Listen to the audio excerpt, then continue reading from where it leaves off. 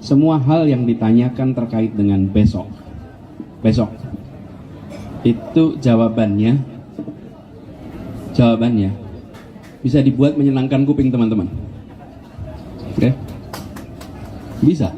Oh, saya akan A, B, C, D, keluar ruangan top, cocok. Nah, ini dia, gitu kira-kira. Saya nggak mau melakukan itu, teman-teman. Tunggu lagi kita di channel yang belum Imajinasi Informasi gratis tidak bayar. Subscribe. Semua hal yang ditanyakan terkait dengan besok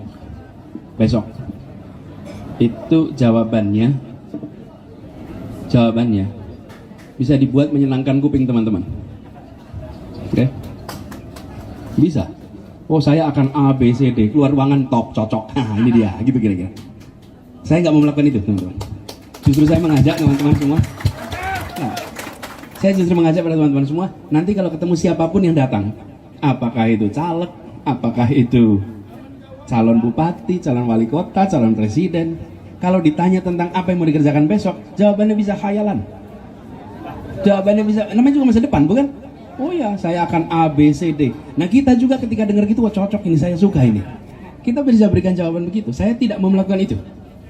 Saya mau melakukan itu. Jadi, yang saya mau ajak teman-teman sekalian adalah begini.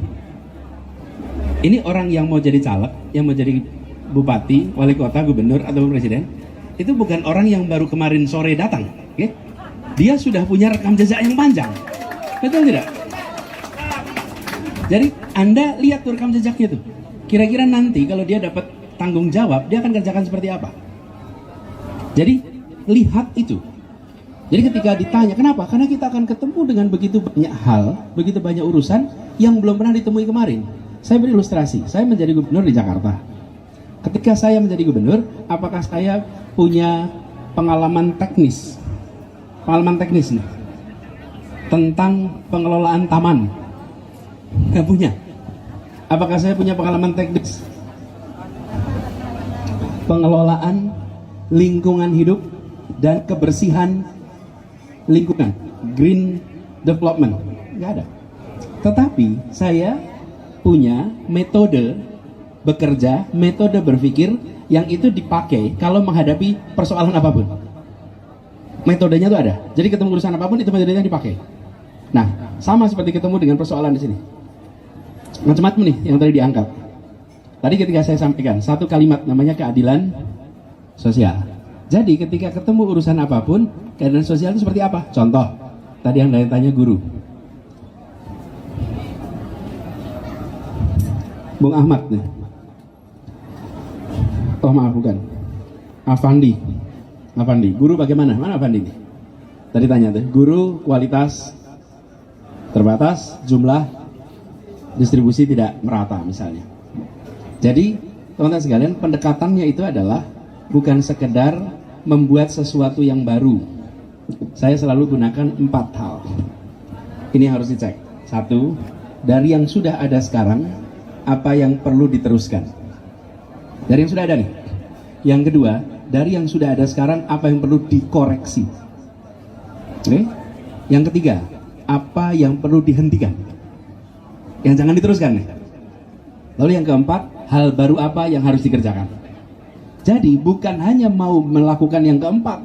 Biasanya kan bilang saya mau hal baru. Loh, yang selama ini gimana? Loh, pemerintahan kan tidak bisa dari nol terus. Kenapa dari nol terus? Kasihan rakyat. Merugi terus menerus. Hanya karena ego orang baru yang datang, semua dibatalkan. Jangan. Ada yang harus diteruskan, ada yang harus dikoreksi, ada yang harus dihentikan, dan ada yang baru yang harus pendekatannya seperti itu dalam semua urusan. Yang kedua, menggunakan ilmu pengetahuan. Saya ditanya, Pak, kalau ambil keputusan di mana di Jakarta? Pakai 3 hal. 1, gunakan seluruh ketentuan perundangan. Yang kedua, gunakan kepentingan publik. Yang ketiga, akal sehat. Oke, 3 itu dipakai. 3 itu dipakai. Jangan pernah tinggalkan akal sehat. Oke? Jadi bukan hanya sesuai ketentuan, tapi juga kepentingan umum dan akal sehat. Dan kadang-kadang harus berhadapan dengan ketentuan. Seperti contoh, tahun lalu UMP di Jakarta itu menurut ketentuan yang dibuat oleh pemerintah pusat, kenaikannya hanya Rp30.000.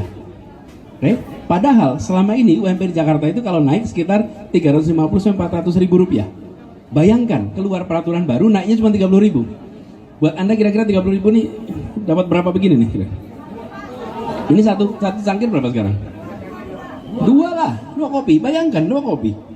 Itu kalau dilaksanakan sesuai ketentuan, tapi tidak sesuai akal sehat. Betul tidak? Saya tidak laksanakan. Kita lakukan di Jakarta tentu pakai aturan juga. Rujukannya apa? Rujukan, untung Jakarta itu punya undang-undang kekhususan daerah khusus ibu kota. Pakai peraturan itu, kita naikkan UMP dengan persentase kenaikan yang sama dengan tahun yang sebelumnya. Diprotes, dianggap tidak sesuai ketentuan, dianggap itu melanggar. Kami diprotes ke PT UN. Kita jalan terus. Dan sekarang tahun ini nih, pemerintah pusat buat aturan yang serupa dengan keputusan kita tahun lalu. Iya. Jadi maksud saya, nanti ketika kita bertugas, Bapak Ibu teman-teman, lihat jangan hanya apa yang dijawab pertanyaan. Karena pertanyaan itu bisa dijawab untuk memuaskan perasaan sang penanya. Oke? Tapi yang Anda harus lihat adalah rekam jejaknya gimana. Kalau rekam jejaknya tidak mencerminkan itu, nggak akan bisa terlaksana. Nah, kalau ditanya, Pak, bagaimana dengan ketimpangan? Ini, sistem demokrasi kita timpang, penduduk jarang, kemudian ada juga tentang kekhususan. Bapak sekalian, saya sampaikan bahwa kita gunakan prinsip keadilan itu untuk menyelesaikan semua urusan. Saya ditugas di Jakarta, saya ceritakan Jakarta aja, udah kenyataan soalnya. Jakarta itu satu-satunya kota yang punya kepulauan, namanya Kepulauan Seribu. Kepulauan itu selama berdekade-dekade tidak pernah menjadi prioritas. Tidak pernah jadi prioritas. 5 tahun terakhir Anda boleh cek di Kepulauan Seribu. Sekarang di Kepulauan Seribu biaya hidup kebutuhan pokok setara dengan di daratan. Kenapa? Karena pasar induk Kramat Jati yang terkenal itu kita pindahkan dengan membuat namanya Jak Grosir. Semua warung-warung di Kepulauan Seribu tidak perlu belanja ke daratan Jakarta, cukup belanja di satu pulau dan semuanya mendapatkan dengan harga yang sangat murah. Langsung biaya hidup turun. Terus transportasi umum, ada kartunya. Misalnya ini kartu nih. Kartu ini biasanya dipakai orang yang tinggal di daratan. Yang di kepulauan, kalau naik kendaraan umum harus pakai kapal, bukan? Harganya lebih murah atau lebih mahal itu? Lebih mahal, otomatis biaya hidup mereka lebih mahal. Apa yang terjadi sekarang? Kartunya bisa dipakai untuk kapal, bisa dipakai untuk bis, bisa dipakai untuk kereta, bisa dipakai untuk angkot. Seluruhnya kartu yang sama. Mendadak mereka biaya hidupnya turun. Jadi, ini kita tidak mengubah status Kepulauan Seribu dari wilayah administrasi Kepulauan Seribu menjadi wilayah otonom, tidak. Tapi isi kebijakannya yang diubah. Jadi, buat teman-teman semua di sini, insya Allah dengan pendekatan itu, hal-hal yang tadi ditanyakan, penyelesaiannya dikerjakan sama-sama. Saya tidak mau berpretensi seperti orang yang mengerti seluruh masalah. Tidak. Justru ketika ngelola Jakarta, saya selalu kolaborasi. Saya ajak semua yang relevan, yuk selesaikan masalah sama-sama. Bahkan di awal saya bilang, saya sampaikan, saya tidak minta Anda menyukai saya minta Anda untuk bantu bangun Jakarta. Itu aja. Nggak perlu suka, tapi yang penting bantu Jakarta. Dan itu yang kemudian kami gunakan. Jadi nanti, teman-teman, terkait dengan hal-hal spesifik, kita akan bicara sama-sama. Apa yang menjadi isu di berbagai daerah? Apa PR yang tertunda? Apa agenda kesejahteraan yang belum pernah tertunaikan? Dan bagaimana semua wilayah mendapatkan kesempatan? Kami bertugas di Jakarta, kalau Kepulauan Seribu aja nggak kurus, bagaimana kita ngirim pesan kepada seluruh Indonesia bahwa akan ada kesetaraan di semua tempat? Jangan harap itu terjadi. Jadi ini teman-teman. Kemudian sekarang itu cara berpikirnya. Lalu soal demokrasi yang timpang, kemudian juga disampaikan tadi bahwa suara Jawa adalah penentu. Kalau dalam pandangan kami, penentunya bukan suara Jawa, tapi suara rakyat Indonesia. Di mana? Termasuk di Riau. Termasuk Riau, itulah semua penentu. Secara jumlah memang beda-beda. Tapi itu. Lalu Bung Afrizon, tadi pertanyaan tentang kecurangan. Ya dijagain sama-sama, Bang. Jagain sama-sama. Kalau bisa relawan-relawan ikut menjaga. Karena ini bukan suara satu orang. Ini adalah yang diselamatkan bukan suara satu orang. Yang diselamatkan adalah suara rakyat yang dititipkan lewat kotak-kotak di TPS itu. Yuk kita jagain sama-sama. Karena kalau tidak jagain sama-sama, dimanapun bisa terjadi pada siapapun. Lalu tentang guru, sebenarnya dulu ada sebuah program namanya GGD, Guru Garis Depan. Sayang Guru Garis Depan ini tidak diteruskan. Itu harus dihidupkan lagi sehingga mereka bisa hadir di semua tempat dengan kualitas yang baik.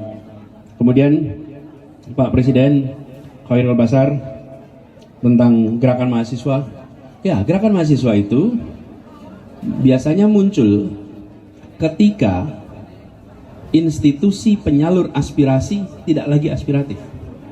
Ketika tidak aspiratif, lalu yang muncul lewat gerakan mahasiswa. Kalau institusi itu aspiratif, oposisi melakukan kritik, kemudian institusi-institusi kampus melakukan kritik, muncul, tidak masalah.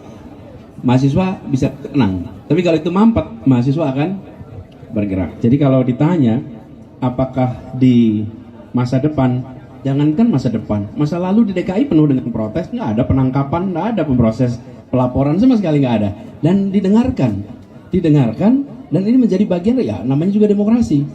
Dalam demokrasi kita tidak bisa mengatur pikiran orang, tidak bisa mengatur perasaan orang, kita hanya bisa mengatur perbuatan. Ya, teman-teman, ini mau jalan terus sebetulnya. Saya sudah diingetin waktunya habis. Oke, dari semua itu yang nggak bisa kita atur adalah jam penerbangan pesawat. Nah, itu nggak bisa kita kendalikan. Jadi teman-teman, terima kasih. Tapi nanti apa yang tidak disampaikan, insya Allah menjadi bahan bagi kami. Tidak dijawab sekarang, tapi kami catat untuk menjadi bahan. Tapi pendekatannya tadi, 4 hal itu dikerjakan kolaboratif dan semua pengambilan keputusan 3. Ketentuan, kepentingan publik, dan akal sehat. Itu aja. Terima kasih. Assalamualaikum warahmatullahi wabarakatuh.